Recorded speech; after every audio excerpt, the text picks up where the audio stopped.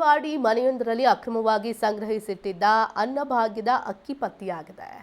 ಕಾಳಸಂತೆಯಲ್ಲಿ ಮಾರಾಟ ಮಾಡೋದಕ್ಕೆ ಸಂಗ್ರಹಿಸಿಟ್ಟಿದ್ದಂತಹ ಅಕ್ಕಿ ಬೆಳಗಾವಿ ತಾಲೂಕಿನ ಪೀರನವಾಡಿ ಗ್ರಾಮದ ಮನೆಯೊಂದರಲ್ಲಿ ಅಕ್ರಮವಾಗಿ ಅನ್ನಭಾಗ್ಯ ಅಕ್ಕಿಯನ್ನು ಸಂಗ್ರಹಿಸಿಡಲಾಗಿತ್ತು. 20ಕ್ಕೂ ಅಧಿಕ ಮೂಟೆಗಳಲ್ಲಿ ಸಂಗ್ರಹಿಸಿಟ್ಟಿರೋ ಅನ್ನಭಾಗ್ಯ ಅಕ್ಕಿ ಭಗವಂತ ಸುಬ್ಬರಾವ್ ಬೋಸ್ಗೆ ಸಂಬಂಧಪಟ್ಟಿರುವಂಥ ಮನೆಯಲ್ಲಿ ಪತ್ತೆಯಾಗಿರುವಂಥದ್ದು. ಪಡಿತರ ಅಂಗಡಿಗಳಿಂದ ಕಡಿಮೆ ಬೆಲೆಗೆ ಖರೀದಿಸಿ ಬೇರೆ ಕಡೆ ಮಾರಾಟ ಮಾಡೋದಕ್ಕೆ ಸಂಗ್ರಹಿಸಿಡಲಾಗಿತ್ತಂತೆ. ಸ್ಥಳಕ್ಕೆ ಫುಡ್ ಇನ್ಸ್ಪೆಕ್ಟರ್ ಸುರೇಶ್ ಉಪ್ಪಾರ ಆಗಮಿಸಿ ಸುಮಾರು 120ಕ್ಕೂ ಅಧಿಕ ಅಕ್ಕಿ ಮೂಟೆಗಳನ್ನು ವಶಪಡಿಸಿಕೊಂಡಿದ್ದಾರೆ. ಬೆಳಗಾವಿ ಗ್ರಾಮೀಣ ಪೊಲೀಸ್ ಠಾಣಾ ವ್ಯಾಪ್ತಿಯಲ್ಲಿ ಘಟನೆ ನಡೆದಿದೆ.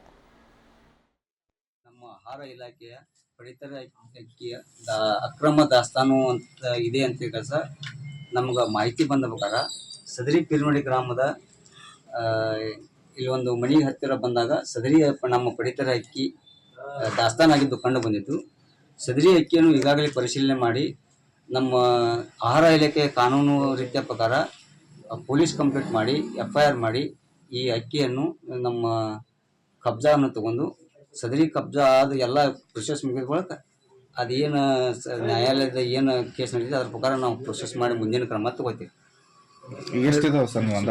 ಈಗ ಒಂದು ಈಗ ಅಂದಾಜು ಒಂದು 250 ಚೀಲ ಇದಾವೆ ಒಂದು